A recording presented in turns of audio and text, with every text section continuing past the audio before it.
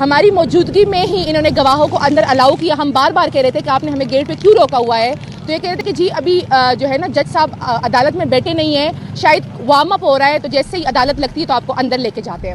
ہم باہر ہی کھڑے تھے, اتنے میں شاہ محمود صاحب کی جو بیٹی ہے وہ ہمارے پیچھے باہر آئی, اور انہوں نے کہا جو اس کیس کا سب سے پرنسپل وٹنس ہے اعظم خان صاحب, ان کا ڈیفینس کونسل نے کراس کر دیا ہے اور جج صاحب کو بتایا گیا ہے کہ وکیل نہیں آئے.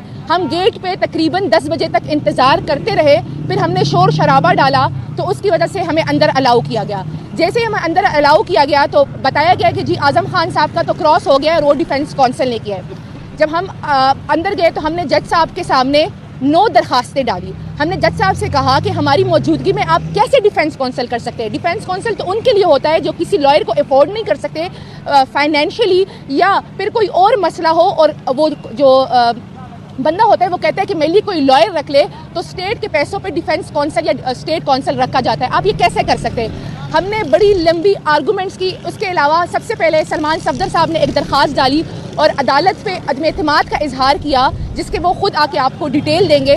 لیکن ہماری 9 درخواستوں کو ریجیکٹ کیا گیا اور ہمیں کہا گیا کہ آپ اس کیس میں جو ہے نا وکیل ہے ہی نہیں, اور ہماری موجودگی میں senior most advocates of supreme court کی موجودگی میں ہائی کورٹس کے 2 جونیئرز وکلا کو جو پروسیکیوٹر صاحب ہیں ان کے جونیئر ہیں, ان کو اسٹیٹ کونسل مقرر کر دیا گیا ہے, اور ایک عجیب و غریب قسم کا فکسڈ میں چل رہا ہے. ان کی بھرپور تیاری ہے کہ جو ہے نا ہم تو سوچ رہے تھے کہ یہ شاید 6 اور 7 کو فیصلہ اناؤنس کریں گے, لیکن مجھے لگتا ہے کہ یہ آج ہی فیصلہ اناؤنس کریں گے. اس سارے گواہوں کی آج ہی کراس کر رہے ہیں. ابھی آپ دیکھ رہے ہیں رات کے 7:30 سے زیادہ ہو چکے ہیں اور یہ چل رہا ہے سارا کچھ پروسیجر.